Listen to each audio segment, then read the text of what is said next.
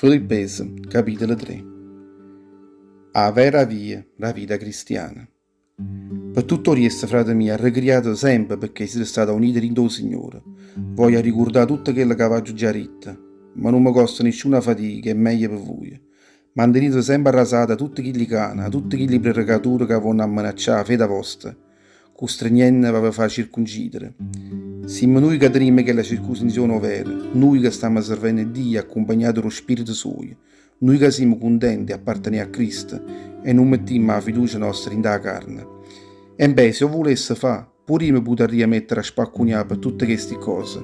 Io potrei fare assai e chiudo tutto quanto.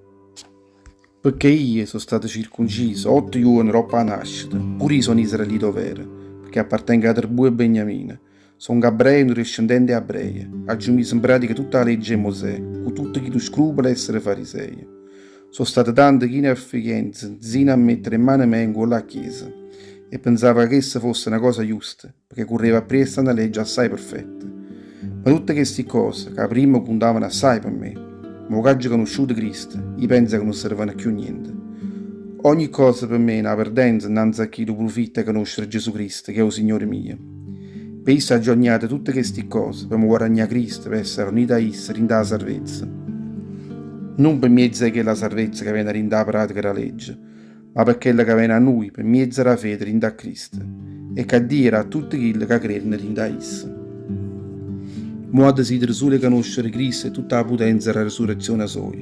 Voglio malapate e morire insieme con esso, per arrivare pure a essere risorto dai morti.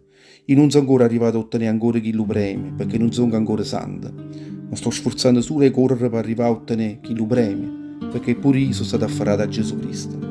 Frate mio, io non penso ancora essere arrivato.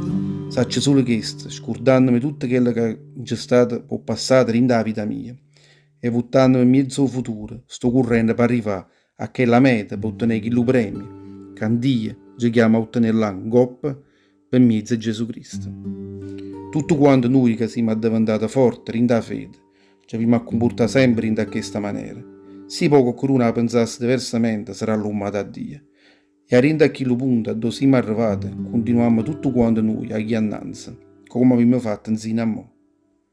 È cattivo e buono cristiano. Frate mio, comportatevi come a me, guardate a tutti quelli che corrono appresso all'esempio mio, perché parecchi si stanno comportando come nemici di Cristo.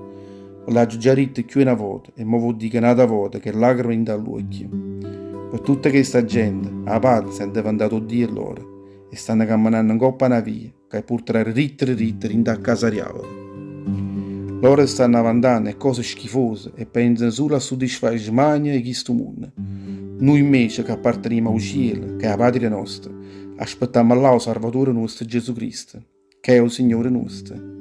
Isso con quello potere che tiene sottomettere il mondo sano, cagnerà questo corpo nostro, chi ne pezzenteria, lo farà diventare suoccia a quello corpo suo, chi ne roglia.